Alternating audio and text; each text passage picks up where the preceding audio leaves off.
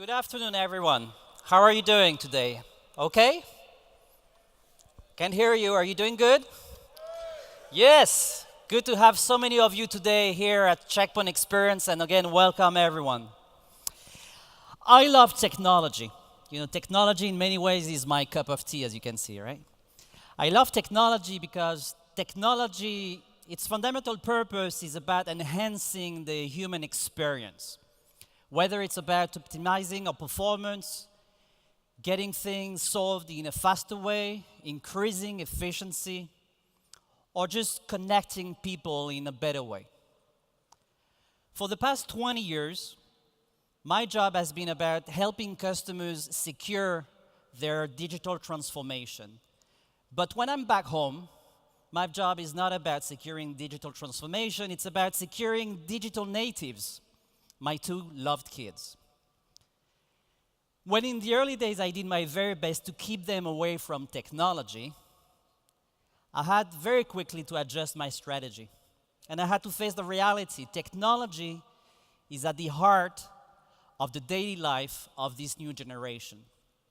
The way they consume music, the way they consume video, the way they create content, whether it's for fun or as homework for school, the way they communicate and share with their friends, with family. I have to confess that this daily FaceTime video call I'm getting with them when I'm traveling is just priceless. So of course I want them to embrace technology and the digital world, which is their world. But as a father, I'm aware and I'm concerned about the fact that Google, Facebook, Snapchat tend to know more about my kids than I do. And that's to some extent the security paradox that I need to deal with. Now, for many of us in this room, in our job, we have to deal with the very same paradox. Our organizations are increasingly adopting new technology as it brings positive value to our business. It just makes us smarter in our decisions, it gives us agility, it gives us a competitive edge, and ultimately, technology is becoming at the core of any business. However, this increased adoption of technology also means an increased attack surface and an increased reliance on it. At the end of the day, what that means is an increased risk in terms of operational disruption and leakage. Now, we tend to consume and adopt more technology, but we also have to face with an increased diversity of devices. IoT is just everywhere. And it keeps collecting and collecting more and more data for many reasons. First, a lot of those devices actually connect back to the cloud, which gives virtually unlimited storage capacity. Second, this data collection brings tremendous value, such as improving the customer or the user experience. Think of me as a Netflix or an Amazon customer. Their ability to provide me a unique experience with recommendations based on my taste and my personal preferences is very unique. And this is based on a lot of data they collect about me, combined with artificial intelligence. If in the previous century, oil was the most important and most valuable resource, today, data is the new oil. And it's basically about massive collection and consumption of data, which creates a new challenge for us. Think of Amazon Alexa, for instance. Just about 2 months ago, a US court actually investigated on a murder and asked Amazon to provide recordings days before and after the murder. Now, what should Amazon do? Should Amazon provide recordings to the court? Or should Amazon prioritize customer privacy? 2 weeks ago, Google announced a software update to their net secure alarm systems. These software updates includes new functionalities, and the key highlight is to bring Google Assistant to any of those devices through a software update.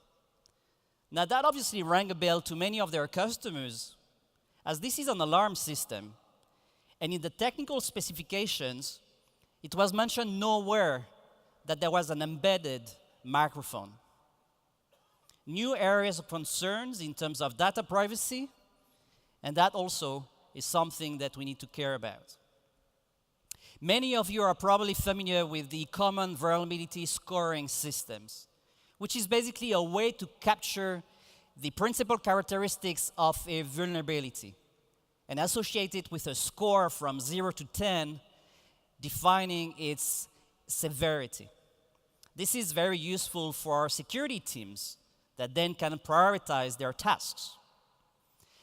Now, I want to bring your attention to a couple of things here. Number one, as you can see, when you look at the usual list of suspects, the volume of vulnerabilities is growing like hell. And the second point that I want to highlight is that if you focus on 9 and more score on vulnerabilities, you realize that this percentage is increasing significantly. Now, to make it very clear, a score of 9 or higher is really bad. It basically means that a hacker can leverage this vulnerability through some kind of exploitation in very simple ways, with limited to no privileged access, with limited to no user interaction. Simple and high impact, right? And this is alarming. If you think of Apple as being a great company, and I'm one of their fans, I also need to realize that around 20% of their vulnerabilities have a score of 9 or higher. And it's not unique to Apple. Google, 26%. Adobe, and we all have Adobe software, including the reader on our laptops, 70% of their vulnerabilities have a score of 9 or higher. So this is definitely here an area of concern, and clearly we do have an exposure. And this is not it. This is here just about the vulnerabilities that we know about. And looking at the trends, there is more to come. Now, this is about technology, and technology is very important in cybersecurity. But our people, to some extent, can also become the weakest link. What is one of your online passwords currently? It is my dog's name and the year I graduated from high school. Oh, what kind of dog do you have? I have a Chihuahua Papillon, And what's its name? Jameson. Jameson. And where'd you go to school? I went to school back in Greensburg, Pennsylvania. What school? Hempfield Area Senior High School Oh, when did you graduate? in 2009. Oh, great. Well, most of them are Italian. Oh, beautiful. Yeah, Like like what's a good Italian password? my grandma's name, What's your grandma's name? Maria. Maria. So Maria is your password? Oh yeah, now you know my password. Oh yeah. Oh yeah, Maria, right? Technology is not always the weakest link. Now I want to bring to your attention two data points, two hard trends that are relevant to our industry. First, and Gil briefly mentioned it this morning, every year, customers tend to spend around 11% more on IT security. Having said that, the paradox is that the security outcomes are not that great, right? If you look at the aggregated number of compromised records in the past 5 years, we've reached around 8 billion records that have been compromised. And this is not to mention the operational disruptions that occur without little to no report. If you think about it, we're around 7.5 billion people on this planet, 3 billion of which have access to the internet. So we're basically saying that an average of 2 to 3 personal records per man or woman or child have been lost. The facts used to identify ourselves as unique, such as date of birth, social security number, city of birth, driver's license number, the sport team that we prefer, the first car that we ever drove, our mother's maiden name, these are no longer sufficient to reconcile that we are who we say we are. To put that differently, we spend more and to some extent don't get enough in return. And that should question as well some of the way we design security. Now, what's next? What are some of the trends looking ahead? First, there will be an increased attack surface. As we adopt new technologies more and more, we continue to increase the diversity of devices as we collect and consume more data, as we have more dependencies on these. Our exposure is increasing. Our risk is de facto increasing. There's also an increasing regulation and associated penalty. Looking at Europe, GDPR regulation is the perfect example. Penalties that can go up to 4% of the annual global revenue of a company. Breach notification that needs to occur within 72 hours. These are great examples of increased regulation. I talked earlier about IoT devices and the lack of security. The state of California is ahead.